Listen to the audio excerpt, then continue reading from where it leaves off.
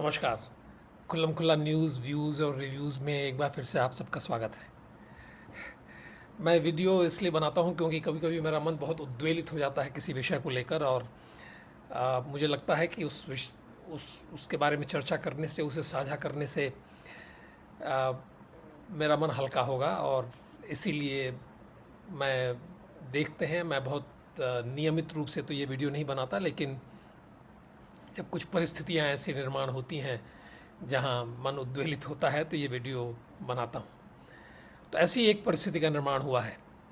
अभी हाल ही के दिनों में यूजीसी ने, यूनिवर्सिटी ग्रांट्स कमीशन, और जिसे विश्वविद्यालय अनुदान आयोग करके जाना जाता है, उसने कुछ नियम प्रकाशित किए हैं। कुछ 3-4 दिन पहले ही वो नियम प्रकाशित हुए हैं, और जिसके अंदर सामाजिक न्याय को लेकर और विश्वविद्यालय के अंदर जाति और अन्य आधारों पर जो पक्षपात की स्थिति बनती है उसको लेके ये नियम बनाए गए हैं। इसके अंदर पहले जो कुछ प्रोविज़न थे जो जो जो अन्यायपूर्ण नहीं थे, जो न्याय की बात करते थे, उनको अलग रख के कुछ नई बातें जोड़ी गई हैं। और जिसमें सबसे महत्वपूर्ण बात जो जोड़ी गई है वो ये है कि विश्वविद्यालयों में इक्विटी कमिटीज़ बनाई जाएंगी। इक्विटी कमिटीज़ सामाजिक न्याय समिति कह लें या जो कुछ भी कहें, और उसके जो सदस्य हैं वो विश्वविद्यालय परिसर में, फैकल्टी में, हॉस्टल में इस बात पर हमेशा दृष्टि रखेंगे कि कहीं कोई सामाजिक न्याय की परिस्थिति तो नहीं बन रही है, कहीं किसी के साथ अन्याय तो नहीं हो रहा है। और वो कमिटी और उसके जो सदस्य हैं वो ये जासूसी जैसा कुछ काम करते रहेंगे। हिटलर के युग में एक गेस्टापो हुआ करती थी, हिटलर की, जो कोई भी हिटलर के शासन से असंतुष्ट होता था, गेस्टापो के सदस्य और विशेष रूप से जो नौजवान जो सदस्य होते थे वो उनको चिन्हित करते थे और फिर उनके विरुद्ध कार्रवाई होती थी। ये हम देख चुके हैं कि देश के अंदर जब आपातकाल लगा था तो बिल्कुल ऐसी ही परिस्थिति थी कि विश्वविद्यालय के अंदर कांग्रेसी और साम्यवादी जो विद्यार्थी थे, जो अध्यापक थे, वो किस तरह से अपने साथी अध्यापकों और अपने साथी छात्रों के ऊपर जासूसी किया करते थे। और कहीं उनको लगता था कि कोई इंदिरा गांधी के विरोध में बोल रहा है या कुछ आंदोलन ऐसा कुछ करने की बात कर रहा है तो उसको उसकी गिरफ्तारी की स्थिति का निर्माण होता था। और ऐसे हज़ारों लोग इसी तरीके से गिरफ्तार किए गए। ऐसा ही कुछ हमने चीन के अंदर देखा, जहाँ जो उनका सांस्कृतिक क्रांति, जो उनके यहाँ जो नाम दिया गया, कल्चरल रिवॉल्यूशन जो नाम दिया गया, उसके अंदर अपने माँ बाप के ऊपर बच्चे जासूसी करते थे। और ऐसी जासूसी करने के कारण कई माँ बाप जो है उनको भेज दिया गया फोर्स्ड लेबर कैंप जो कहा जाता है वहाँ, और सालों तक वो वहाँ पड़े रहे। बच्चे, उनके खुद के पुत्र पुत्रियाँ उनके ऊपर जासूसी करते थे। तो इक्विटी कमिटीज़ बनेंगी, और ये इक्विटी कमिटीज़, ये जो उसके जो सदस्य होंगे वो घूम घूम के हॉस्टलों में, परिसर में, फैकल्टी में ये देखते चलेंगे कहीं किसी के साथ कोई जाति के आधार पर, लिंग भेद के आधार पर, जनजाति के आधार पर कहीं कोई पक्षपात तो नहीं हो रहा है। और ये पक्षपात कहीं परोक्ष रूप से तो नहीं हो रहा है, प्रत्यक्ष की बात तो छोड़िए, परोक्ष रूप से भी अगर कोई इस प्रकार का पक्षपात होता है तो ये कमिटीज उसको रिपोर्ट करेंगी और उसके आधार पर निर्णय लिए जाएंगे, उसके आधार पर सजाएं सुनाई जाएंगी। हम ये भी देख रहे हैं कि किस तरह से SC/ST कानून जो बनाए गए हैं उसके अंदर जो प्रावधान किए गए हैं उनका जम के दुरुपयोग हो रहा है। हम ये भी देख रहे हैं किस तरह से लैंगिक कानूनों का भी जम के दुरुपयोग हो रहा है। तो जब ये सब कुछ हमारे सामने है और इसके बाद भी इस प्रकार की परिस्थिति विश्वविद्यालय के अंदर बनाई जा रही है और उसके लिए ऐसे नियम कानून विश्वविद्यालय अनुदान आयोग प्रसारित कर रहा है, प्रकाशित कर रहा है। और तो आप करना क्या चाहते हैं? आप चाहते हैं कि हमारे कैंपसेस में ये लोग मार काट मचे? आप चाहते हैं कि इस लोग अपनी शत्रुता निकालने के लिए इन सारे नियमों का, प्रावधानों का दुरुपयोग करके ऐसी परिस्थिति का निर्माण हो जो दहशत की परिस्थिति हो, विशेष रूप से उनके लिए जो SC ST नहीं है, जो OBC नहीं है। वो सचिव होने के साथ साथ UGC के चेयरमैन भी हैं। उनकी देखरेख में ये सब किया गया है। ऐसे नियम कानून बनाए गए हैं। उनका नाम है डॉक्टर विनीत जोशी।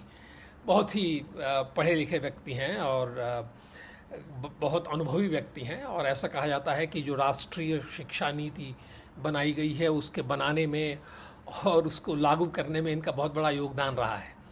यथार्थ ये है कि ये राष्ट्रीय शिक्षा नीति कहीं नहीं लागू हुई है। यहाँ तक कि भाजपा शासित राज्यों में भी ये राष्ट्रीय शिक्षा नीति लागू नहीं हुई है। विश्वविद्यालय अनुदान आयोग ने इस प्रकार के नियम पहले भी बनाए थे। उन नियमों के अंदर एक तो OBC समुदाय को नहीं जोड़ा गया था, क्योंकि OBC समुदाय, ये यथार्थ है कि OBC समुदाय जो है वो प्रताड़ित नहीं रहा है। कुछ उसका एक बड़ा वर्ग जो है पिछड़ा जरूर रहा होगा, लेकिन प्रताड़ित तो कभी नहीं रहा। तो वो नहीं इंक्लूड किए गए थे पहले इन नियमों के अंदर। और इन नियमों के अंदर एक और प्रावधान था कि अगर कहीं इन नियमों का दुरुपयोग होता है तो दुरुपयोग करने वाले को भी दंडित किया जाएगा। लेकिन कमाल देखिए, डॉक्टर विनीत जोशी ने OBC को जोड़ दिया और वो प्रावधान, वो नियम जिसके अंदर इन नियमों का दुरुपयोग करने के लिए दंडित करने का प्रावधान किया गया था, उस नियम को हटा दिया गया। तो कहीं ना कहीं तो इसके अंदर शरारत स्पष्ट नजर आती है। मोदी जी को नहीं नजर आई हो, धर्मेंद्र प्रधान को नहीं नजर आई हो, लेकिन ये तो निश्चित हो गया, तो तय हो गया कि डॉक्टर विनीत जोशी जो हैं वो कुछ शरारत कर रहे थे यहाँ पे। ये जो इक्विटी कमेटी बनाने का ये जो प्रस्ताव है, और जो ये प्रस्ताव नहीं है, ये तो अपने नियम लागू कर दिए गए हैं, जारी कर दिए गए हैं। विश्वविद्यालयों को ये सब बता दिया गया है और विश्वविद्यालयों को ये सब करना पड़ेगा, क्योंकि इसके आधार पर ही उनको अनुदान मिलेगा। अगर वो नहीं कर पाए ये, तो विश्वविद्यालयों के अनुदान कट जाएंगे, तो उनको ये करना पड़ेगा, ये कमेटी बनानी पड़ेगी। तो हॉस्टल में, कैंपस परिसर के अंदर, फैकल्टीज में ये सारी कमेटियां बनेंगी और जिसके सदस्य होंगे वही लोग जो आजकल भीम आर्मी के नाम पर दुनिया भर का हंगामा और बावेला मचाए रहते हैं। अब इस नियम की पृष्ठभूमि क्या है, ये जानकारी मुझे संजय दीक्षित जी से मिली कि इसकी पृष्ठभूमि रोहित वेमुला कांड जो हैदराबाद विश्वविद्यालय के अंदर हुआ ये है। और इसको लेके रोहित वेमुला की जो माता जी हैं वो सर्वोच्च न्यायालय गई और सर्वोच्च न्यायालय ने कुछ निर्देश दिए। वो जिस अपील को लेके वो गई हैं, उस अपील पे कोई निर्णय नहीं दिया, लेकिन निर्देश दे दिए। और इन निर्देशों को ध्यान में रखते हुए ये इक्विटी कमिटीज़ और ये सारे प्रस्ताव और ये सारे नियम और नियमावलियां लागू कर दी गई। और विचित्र बात देखिए, सर्वोच्च न्यायालय बहुत चिंतित हो गया एक रोहित वेमुला के आत्महत्या को लेकर। यहां सैकड़ों लोग आत्महत्या कर रहे हैं लैंगिक कानूनों के दुरुपयोग के कारण। लोग आत्महत्या कर रहे हैं क्योंकि SC ST एक्ट का घोर दुरुपयोग हो रहा है।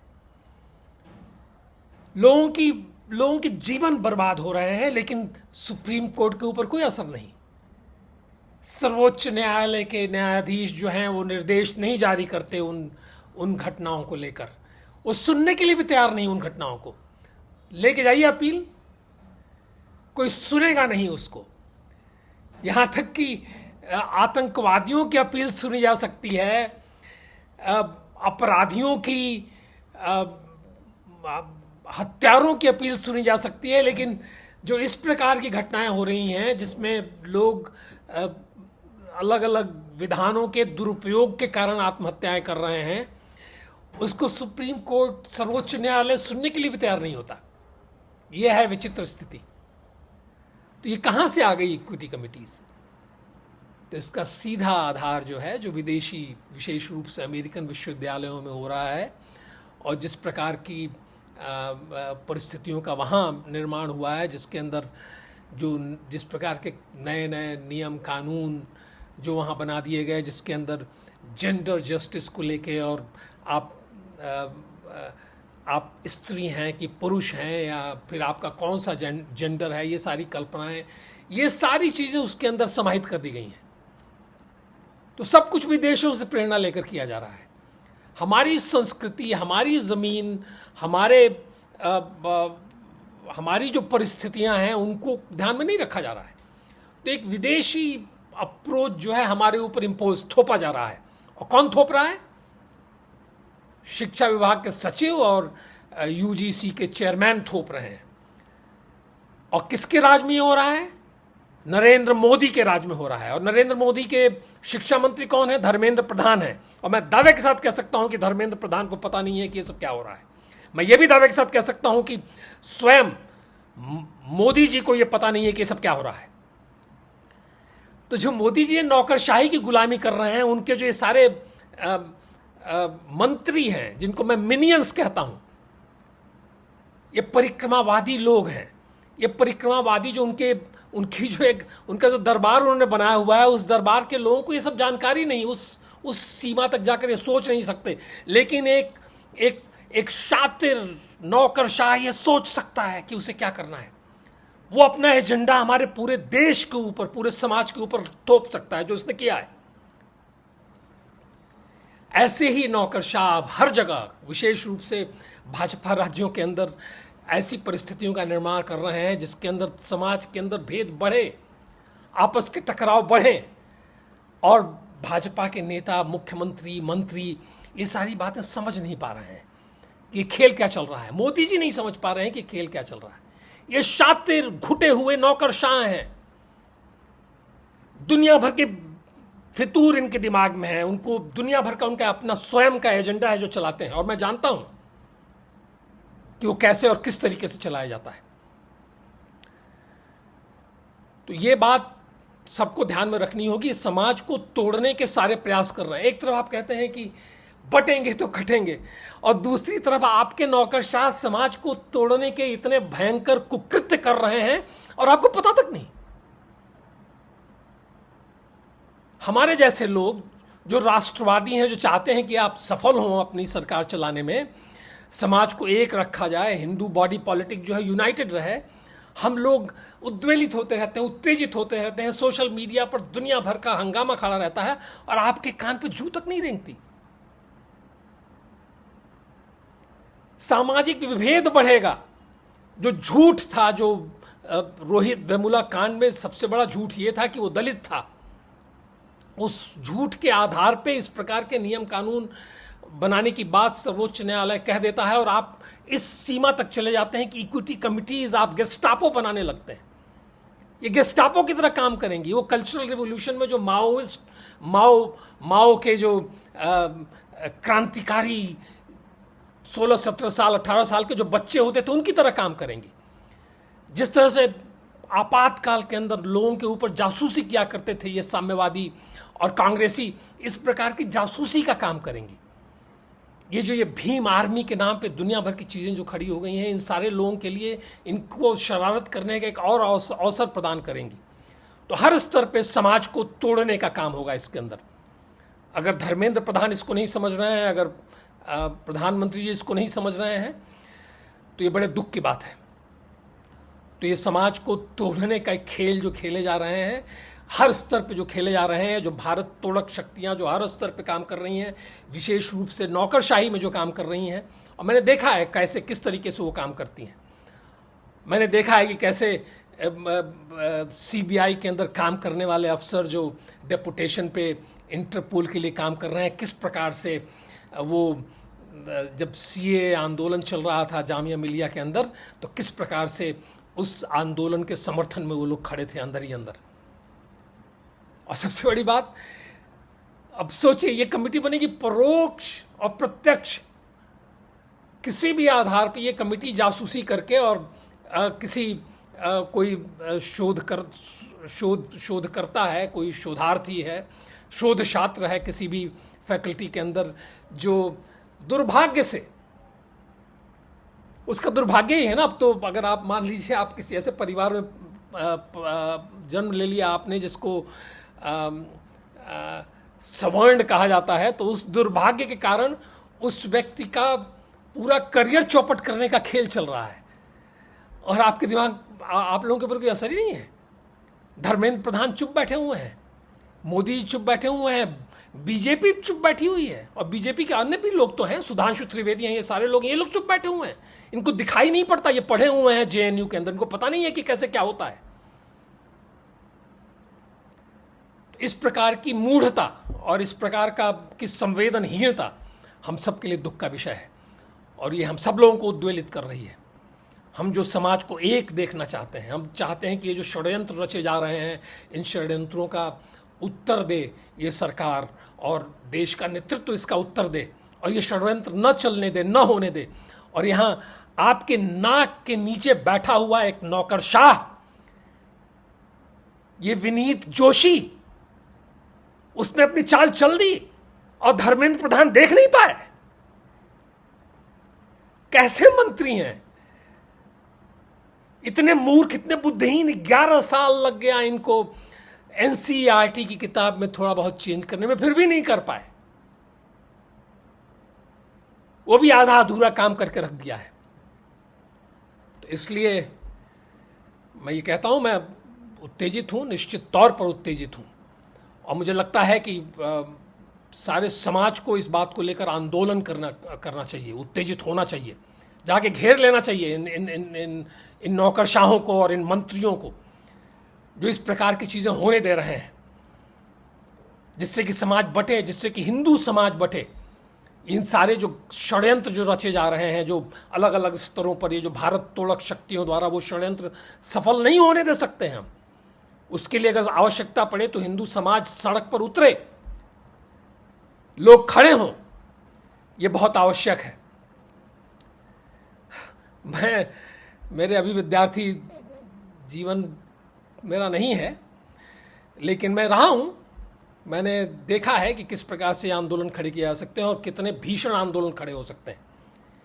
ये इस प्रकार की नीतियां और रीतियां अगर होंगी सरकार की और सरकारी उपक्रमों की और विश्वविद्यालय अनुदान आयोग जैसी संस्थाओं की, तो हमें उतरना पड़ेगा सड़क पे और हमें जम के विरोध करना पड़ेगा। हजारों हजार विद्यार्थियों को निकलना पड़ेगा सड़क पर और जाके घेर लेना पड़ेगा शिक्षा मंत्रालय को, शिक्षा सचिव को और शिक्षा मंत्री को, और आवश्यकता पड़े तो प्रधानमंत्री को भी। बस यही बात कहने के लिए मैंने आज ये वीडियो बनाया। आप इसको सही भावना के साथ लेंगे। हम नहीं चाहते कि नरेंद्र मोदी की सरकार गिरे, हम नहीं चाहते कि भाजपा हारे, लेकिन जो परिस्थितियां निर्माण की जा रही हैं, अगर भाजपा स्वयं सजग और सतर्क नहीं है, अगर भाजपा के मंत्री सजग और सतर्क नहीं हैं, वो इन ऐसे विनीत जोशी जैसे घटिया और षड्यंत्रकारी नौकरशाहों के इशारे पे चल रहे हों, उस परिस्थिति में हम सब लोगों को बोलना आवश्यक हो जाता है। धन्यवाद, नमस्कार, वंदे मातरम, जय श्री राम, भारत माता की।